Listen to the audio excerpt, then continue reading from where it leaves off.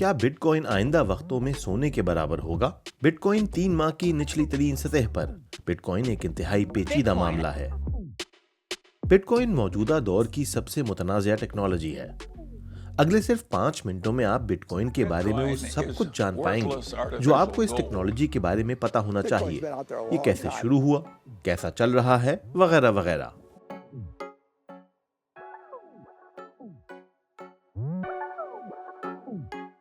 ये कहानी एक नाम से शुरू होती है। सातोशी नाकामोटो ने सन 2007 में बिटकॉइन इजाद किया, लेकिन सातोशी नाकामोटो को कोई नहीं जानता।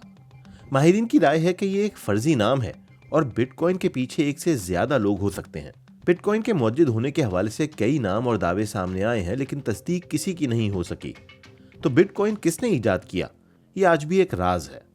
bitcoin.org का डोमेन या इंटरनेट एड्रेस सन 2008 में रजिस्टर हुआ और अगले चंद ही माह में बिटकॉइन नेटवर्क फाल हो गया।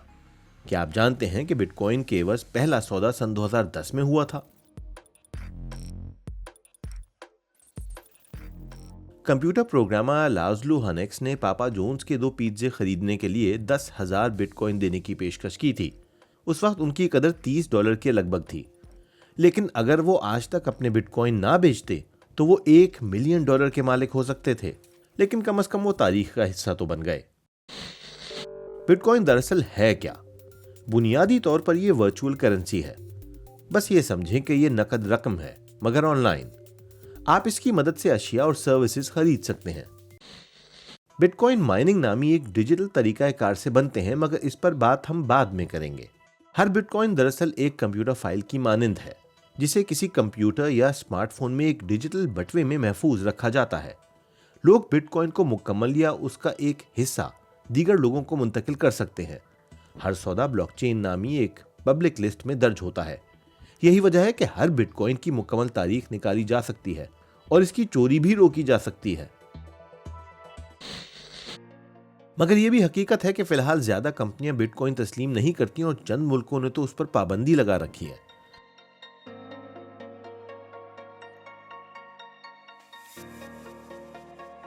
ताहम अक्टूबर सन 2020 में पेपॉल ने बिटकॉइन के जरिए खरीदारी की इजाजत दे दी थी।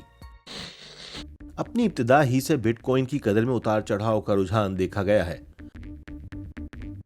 सन 2020 में इसकी कदर में 400% का इजाफा देखा गया, लेकिन चीन की जानिब से क्रिप्टो करेंसियों की माइनिंग पर पाबंदी के नतीजे में बिटकॉइन पिछले 3 माह में पहली मर्तबा $35,000 से नीचे भी गिर गया।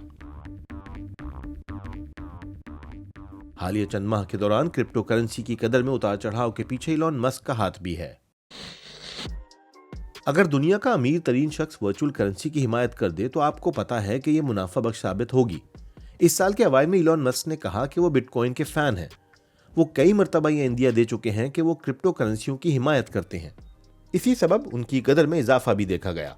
मिसाल के तौर पर रवां साल फरवरी में उन्होंने कहा था कि उनकी कंपनी टेस्ला बिटकॉइन तस्लीम करना शुरू कर देगी। लेकिन फिर मई में मस्क ने अपना इरादा बदलकर बिटकॉइन के हामियों को मायूस कर दिया। अब उन्होंने कहा कि टेस्ला बिटकॉइन तस्लीम नहीं करेगी, जिसके बाद बिटकॉइन की कदर गिर गई। जिस वजह से मस्क और टेस्ला ने अपना फैसला बदला, वही क्रिप्टो करेंसियों का सबसे बड़ा मसला है। बिटकॉइन बनाने का मरहला, जिसे माइनिंग कहा जाता है, इसके लिए बहुत ज्यादा ताकतवर कंप्यूटर दरकार होते हैं। ऐसे कंप्यूटर जो हिसाब के इंतहाई पेचीदा पजल सुलझा कर बिटकॉइन बना सकें। इस अमल में बहुत ज्यादा डेटा सेंटर्स दरकार होते हैं और इंतहाई ज्यादा बिजली की बहुत ज्यादा खपत की वजह से मुबस्सिरीन का कहना है कि यह काम का इंतहाई गैर मुअस्सर तरीका है।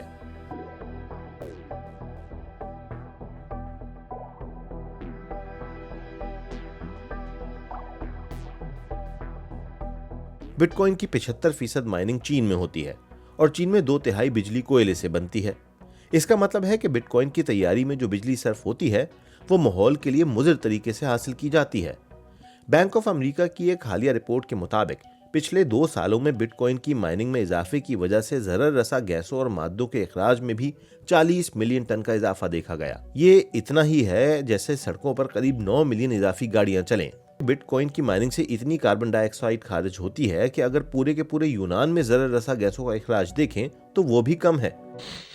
आप क्या समझते हैं, क्या बिटकॉइन मुस्तकबिल है या दीगर क्रिप्टो करेंसियां बेहतर हैं, और इलॉन मस्क का अगला कदम क्या होगा? हमें अपनी राय जरूर बताएं।